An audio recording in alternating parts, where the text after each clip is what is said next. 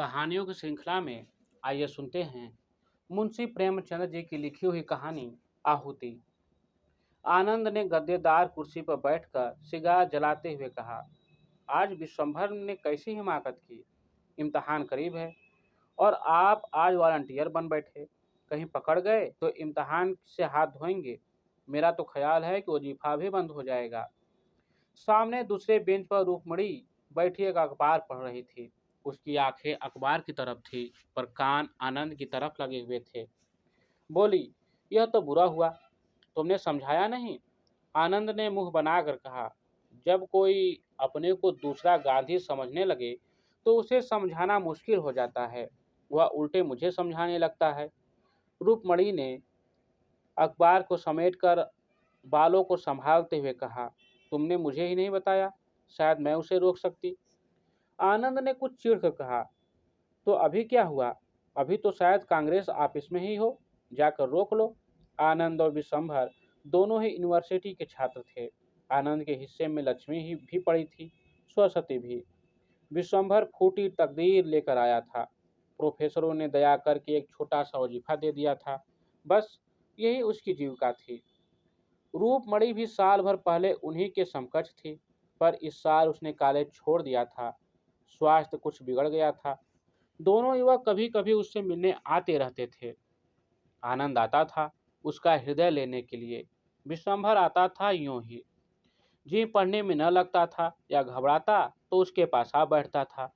शायद उससे अपनी विपत्ति कथा कहकर उसका चित्त कुछ शांत हो जाता था। आनंद के सामने कुछ बोलने की उसकी हिम्मत न पड़ती थी। आनंद के पास उसके लिए सहानुभूति का एक शब्द भी न था। वह उसे फटकारता था, जलील करता था और बेवकूफ़ बनाता था। विश्वंभर में उससे बहस करने की सामर्थ्य न थी। सूर्य के सामने दीपक की हस्ती ही क्या। आनंद का उस पर मानसिक आधिपत्य था। जीवन में पहली बार उसने उस आधिपत्य को अस्वीकार किया था और उसी की शिकायत लेकर आनंद रूपमणि के पास आया था। महीनों विश्वंभर ने आनंद के तर्क पर अपने भीतर के आग्रह को ढाला, पर तर्क से परास्त होकर भी उसका हृदय विद्रोह करता रहा। बेशक उसका यह साल खराब हो जाएगा, संभव है छात्र जीवन का ही अंत हो जाए। फिर इस 14-15 वर्षों की मेहनत पर पानी फिर जाएगा। न खुदा ही मिलेगा, न सनम का विशाल ही नसीब होगा। आग में कूदने से क्या फायदा। यूनिवर्सिटी में रहकर भी तो बहुत कुछ देश का काम किया जा सकता है। आनंद महीने में कुछ न कुछ चंदा जमा करा देता है। दूसरों छात्रों से स्वदेशी की प्रतिज्ञा करा ही लेता है। विश्वंभर को भी आनंद ने यही सलाह दी। इस तर्क ने उसकी बुद्धि को जीत लिया, पर उसके मन को न जीत सका। आज आज जब आनंद कॉलेज गया तो विश्वंभर ने स्वराज्य भवन की राह ली। आनंद कॉलेज से लौटा तो उसे अपनी मेज पर विश्वंभर का पत्र मिला। लिखा था, प्रिय आनंद, मैं जानता हूँ कि मैं जो कुछ करने जा रहा हूँ वह मेरे लिए हितकर नहीं है, पर न जाने कौन सी शक्ति मुझे खींचे जा रही है। मैं जाना नहीं चाहता पर जाता हूँ। उसी तरह जैसे आदमी मरना नहीं चाहता पर मरता है, रोना नहीं चाहता पर रोता है। जब सभी लोग जिन पर हमारी भक्ति है ओखली में अपना सिर डाल चुके थे, तो मेरे लिए भी अब कोई दूसरा मार्ग नहीं है। मैं अब और अपनी आत्मा को धोखा नहीं दे सकता। यह इज्जत का सवाल है और इज्जत किसी तरह का समझौता कॉम्प्रोमाइज नहीं कर सकती। तुम्हारा विश्वंभर। खत पढ़कर आनंद के जी में आया कि विश्वंभर को समझाकर लौटा लाए, पर उसकी हिमाकत पर गुस्सा आया और उसी तैश में वह रूपमणि के पास जा पहुंचा। अगर रूपमणि उसकी खुशामद करके कहती, जाकर उसे लौटा लाओ, तो शायद वह चला जाता, पर उसका यह कहना है कि मैं उसे रोक लेती, उसके लिए असह्य था। उसके जवाब में रोष था, दुखाई थी और शायद कुछ हसद भी था। रूपमणि ने गर्व से उसकी ओर देखा और बोली, अच्छी बात है, मैं जाती हूँ। एक क्षण के बाद उसने डरते डरते पूछा, तुम क्यों नहीं चलते? फिर वही गलती। अगर रूपमणि उसकी खुशामद करके कहती तो आनंद जरूर उसके साथ चला जाता, पर उसके प्रश्न में पहले ही यह भाव छिपा था कि आनंद जाना नहीं चाहता। अभिमानी आनंद इस तरह नहीं जा सकता। उसने उदासीन भाव से कहा, मेरा जाना व्यर्थ है, तुम्हारी बातों का ज्यादा असर होगा। मेरी मेज पर यह खत छोड़ गया था। जब वह आत्मा और कर्तव्य और आदर्श की बड़ी बड़ी बातें सोच रहा है और अपने को भी कोई ऊंचे दर्जे का आदमी समझ रहा है, तो मेरा उस पर कोई असर न होगा। उसने जेब से पत्र निकाल कर रूपमणि के सामने रख दिया। इन शब्दों में जो संकेत और व्यंग था, उसने एक क्षण तक रूपमणि को उसकी तरफ देखने न दिया। आनंद के इस निर्दय प्रहार ने उसे आहत सा कर दिया, पर एक ही क्षण में विद्रोह की एक चिंगारी सी उसके अंदर जा घुसी। उसने स्वच्छंद भाव से पत्र को लेकर पढ़ा। पढ़ा सिर्फ आनंद के प्रहार का जवाब देने के लिए, पर पढ़ते पढ़ते उसका चेहरा तेज से कठोर हो गया। गर्दन तन गई, आंखों में उत्सर्ग की लाली आ गई।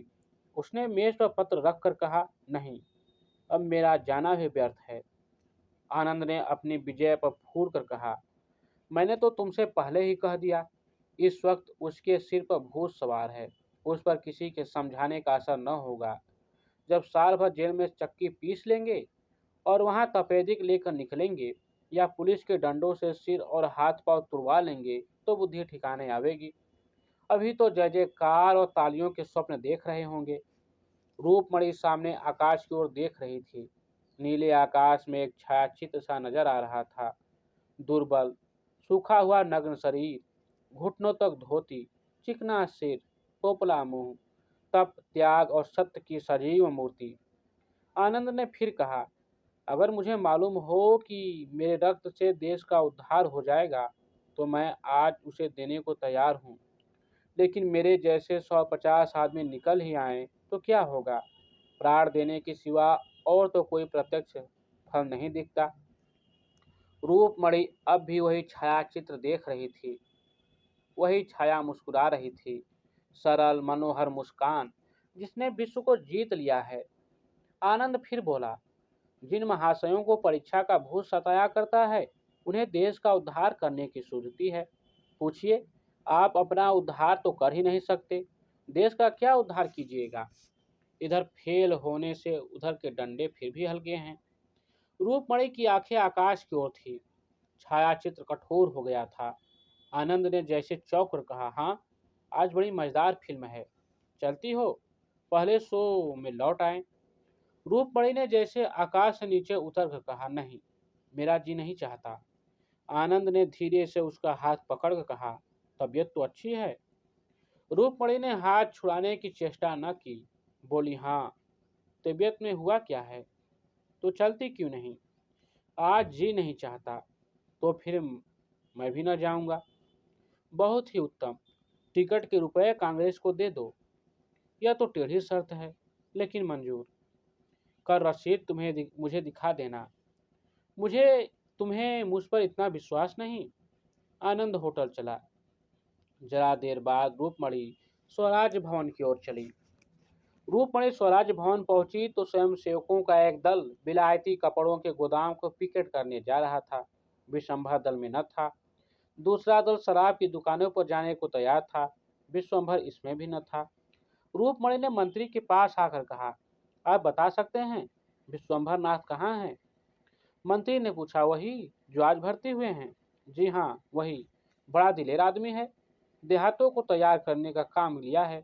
स्टेशन पहुंच गया होगा। 7 बजे की गाड़ी से जा रहा है, तो अभी स्टेशन पर होंगे। मंत्री ने घड़ी पर नजर डालकर जवाब दिया, हाँ, अभी तो शायद स्टेशन पर मिल जाएं। रूपमणि ने बाहर निकलकर साइकिल तेज की। स्टेशन पर पहुंची तो देखा विश्वंभर प्लेटफार्म पर खड़ा है। रूपमणि को देखते ही लपक कर उसके पास आया और बोला, तुम यहाँ कैसे आई? आज आनंद से तुम्हारी मुलाकात हुई थी? रूपमणि ने उसे सिर से पांव तक देख कर कहा, यह तुमने क्या सूरत बना रखी है? क्या पांव में जूता पहनना भी देशद्रोह है? विश्वंभर ने डरते डरते पूछा, आनंद बाबू ने तुमसे कुछ कहा नहीं?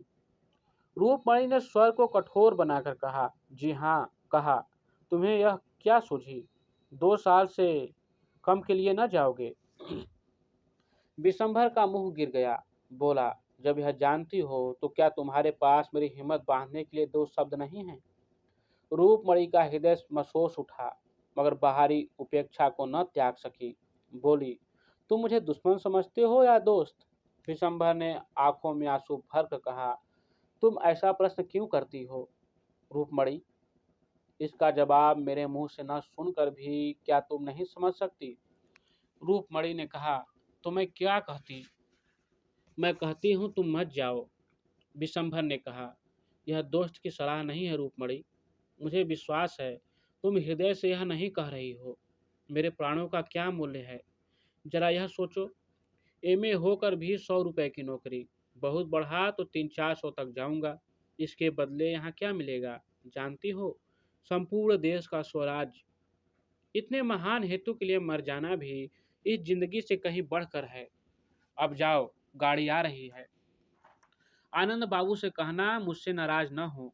रूपमणि ने आज तक इस मंद बुद्धि युवक पर दया की थी, इस समय उसकी श्रद्धा का पात्र बन गया। त्याग में हृदय को खींचने की जो शक्ति है, उसने रूपमणि को इतने बेग से खींचा कि परिस्थितियों का अंतर मिट सा गया। विश्वंभर में जितने दोष थे, वे सभी अलंकार बन बनकर चमक उठे। उसके हृदय की विशालता में वह किसी पंछी की भांति उड़ उड़कर आश्रय खोजने लगी। रूपमणि ने उसकी ओर आतुर नेत्रों से देखकर कहा, मुझे भी अपने साथ लेते चलो। विशंभर पर जैसे घड़ों का नशा चढ़ गया। तुमको? आनंद बाबू मुझे जिंदा ना छोड़ेंगे। मैं आनंद के हाथों बिकी नहीं हूँ। आनंद तो तुम्हारे हाथों बिके हुए हैं। रूपमणि ने विद्रोह भरी आंखों से उसकी ओर देखा, पर कुछ बोली नहीं। परिस्थितियां उसे इस समय बाधाओं से मालूम हो रही थी। वह भी विश्वंभर की भांति स्वच्छंद क्यों न हुई। संपन्न माँ बाप की अकेली लड़की, भोग विलास में पली हुई, इस समय अपने को कैदी समझ रही थी। उसकी आत्मा उन बंधनों को तोड़ डालने के लिए जोर लगाने लगी। गाड़ी आ गई। मुसाफिर चढ़ने उतरने लगे। रूपमणि ने सजल नेत्रों से कहा, तुम मुझे नहीं ले चलोगे? विश्वंभर ने दृढ़ता से कहा, नहीं। क्यों? मैं इसका जवाब नहीं देना चाहता। क्या तुम समझते हो मैं इतनी विलासक्त हूँ कि देहात में न रह सकती? विशंभर लज्जित हो गया। यह भी एक बड़ा कारण था, पर उसने इनकार किया, नहीं, यह बात नहीं। फिर क्या बात है? क्या यह भय है पिताजी मुझे त्याग देंगे? अगर यह भय हो तो क्या यह विचार करने योग्य नहीं? मैं उनकी तीव्र बराबर परवाह नहीं करती। विश्वंभर ने देखा रूपमणि के चांद से मुख पर गौरवमय संकल्प का आभास था। वह उस संकल्प के सामने जैसे कांप उठा। बोला, मेरी यह याचना स्वीकार करो रूपमणि। मैं तुमसे विनती करता हूँ। रूपमणि सोचती रही। विश्वंभर ने फिर कहा, मेरी खातिर तुम्हें यह विचार छोड़ना पड़ेगा। रूपमणि ने सिर झुकाकर कहा, अगर तुम्हारा यह आदेश है तो मैं मानूंगी विश्वंभर। तुम दिल से समझते हो मैं क्षणिक आवेश में आकर इस समय अपने भविष्य को गारत करने जा रही हूँ। मैं तुम्हें दिखा दूंगी, यह मेरा क्षणिक आवेश नहीं, दृढ़ संकल्प है। जाओ, मगर मेरी इतनी बात मानना कि कानून के पंजे में उसी वक्त आना जब आत्माभिमान या सिद्धांत पर चोट लगती हो। मैं ईश्वर से तुम्हारे लिए प्रार्थना करती रहूंगी। गाड़ी ने सीटी दी। विश्वंभर अंदर जा बैठा। गाड़ी चली। रूपमणि मानो विश्व की अचल संपत्ति अनचन में लिए खड़ी रही। रूपमणि के पास विश्वंभर का एक पुराना रद्दी सा फोटो अलमारी के एक कोने में पड़ा हुआ था। आज स्टेशन से आकर उसने उसे निकाला और उसे एक मखमली फ्रेम में लगाकर मेज पर रख दिया। आनंद का फोटो वहां से हटा दिया गया। विश्वंभर ने छुट्टियों में उसे 2-4 पत्र लिखे थे। रूपमणि ने उन्हें पढ़कर एक किनारे डाल दिए थे। आज उसने उन पत्रों को निकाला और उन्हें दोबारा पढ़ा। उन पत्रों में आज कितना रस था। वह बड़ी हिफाजत से राइटिंग बॉक्स में बंद कर दिए गए। दूसरे दिन समाचार पत्र आया तो रूपमणि उस पर टूट पड़ी। विश्वंभर का नाम देखकर वह गर्व से फूल उठी। दिन में एक बार स्वराज्य भवन जाना उसका नियम हो गया। जलसों में भी बराबर शरीक होती। विलास की चीजें एक एक करके सब फेंक दी गई। रेशमी साड़ियों की जगह गाढ़े की साड़ियां आई। चरखा भी आया। वह घंटों बैठी सूत काता करती। उसका सूत दिन दिन बारीक होता जाता। इसी सूत से वह विश्वंभर के कुर्ते बनवाएगी। इन्हों इन दिनों परीक्षा की तैयारियां थी। आनंद को सिर उठाने की फुर्सत न मिलती। दो एक बार वह रूपमणि के पास आया, पर ज्यादा देर बैठा नहीं। शायद रूपमणि की शिथिलता ने उसे ज्यादा बैठने ही न दिया। 1 महीना बीत गया। एक दिन शाम आनंद आया। रूपमणि स्वराज भवन जाने को तैयार थी। आनंद ने भवेश सिकोड़ कर कहा, तुमसे तो अब बातें भी मुश्किल हैं। रूपमणि ने कुर्सी पर बैठकर कहा, मुझे भी तो किताबों से छुट्टी नहीं मिलती। तुम्हें भी तो किताबों से छुट्टी नहीं मिलती। आज की कुछ ताजी खबर नहीं मिली? स्वराज भवन में रोज रोज का हाल मालूम हो जाता है। आनंद ने दार्शनिक उदासीनता से कहा, विश्वंभर ने तो सुना, देहातों में खूब शोरगुल मचा रखा है। जो काम उसके लायक था वह मिल गया। यहाँ उसकी जबान बंद रहती थी, वहाँ देहातियों में खूब गरजता होगा। मगर आदमी दिलेर है। रूपमणि ने उसकी ओर ऐसी आंखों से देखा जो कह रही थी, तुम्हारे लिए यह चर्चा अनधिकार चेष्टा है, और बोली, आदमी में अगर यह गुण है तो फिर उसके सारे अवगुण मिट जाते हैं। तुम्हें कांग्रेस बुलेटिन पढ़ने की क्यों फुर्सत मिलती होगी?